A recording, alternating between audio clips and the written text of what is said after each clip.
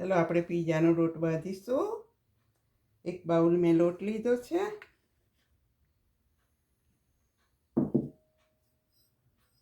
પછી અડધી સ્પૂન જેટલો અજમો લીધો છે. થોડું આપણે આમ કરી નાખીશું હથેળીથી. પછી આ સોલ્ટ છે,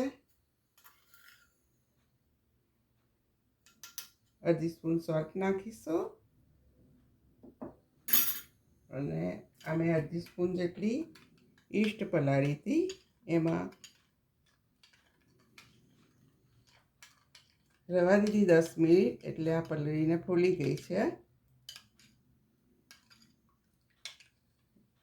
એ પાણી રેડીશું આપણે.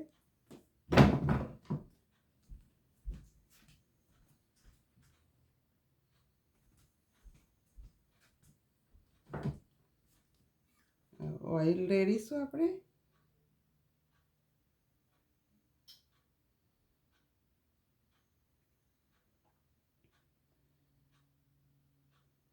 ચાર સ્પૂન જેટલું ઓઇલ રેડ્યું છે.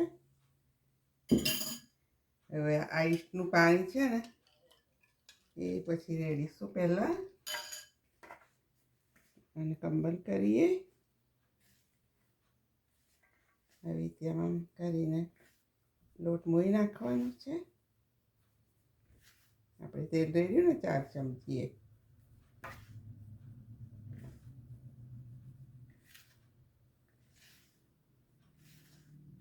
આવી રીતે મિક્સ થઈ જાય એટલે પછી આ પાણી ઈસ્ટ પલાળી છે પહેલાં પાણી લઈ લઈશું આપણે. પછી જોઈશું તો બીજું ઉમેરીશું. થોડું વોર્મ વોટર છે.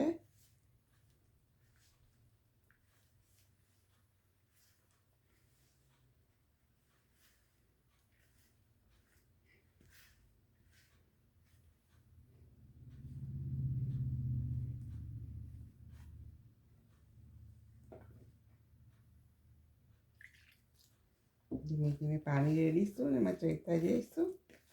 રોટલી જેવો લોટ બાંધવાનો છે આપણે. બહુ કઠણાઈ નહીં અને બહુ ઢીલોય નહીં.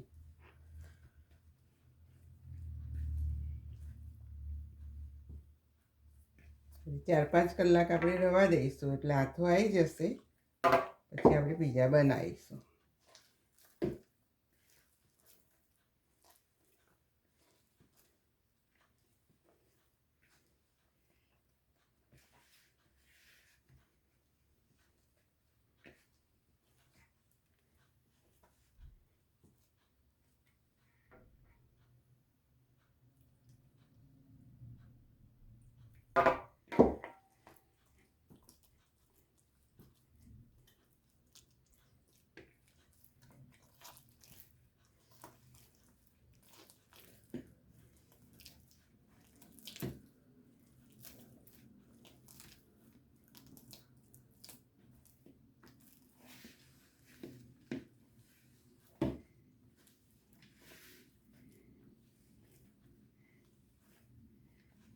ચીકણું થાય ત્યાં સુધી આપણે થોડું મચળિયા કરીશું.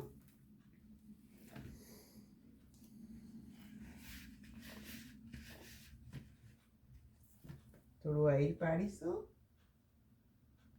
4 ટીપા જેટલું. પછી ફરી મચાડીશું.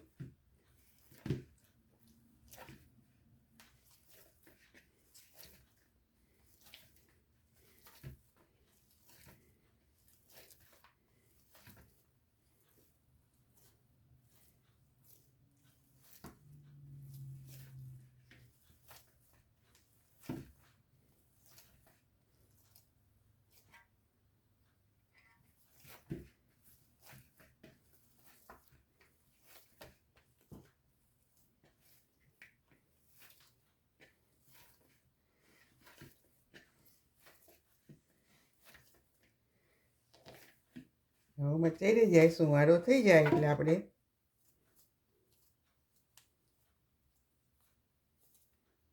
એક પીઝાનો લોટ છે, આમ કરીને ઢોકીને મૂકી રાખીશું. 4-5 કલાક વોર્મ જગ્યા હોય એવી રીતે મૂકવાનું, તો આથો આવી જશે. પછી આપણે પીઝા વણીશું ને ટોપિંગ કરીશું. અમારી ચેનલને સબસ્ક્રાઈબ કરો, લાઈક કરો ગમે તો.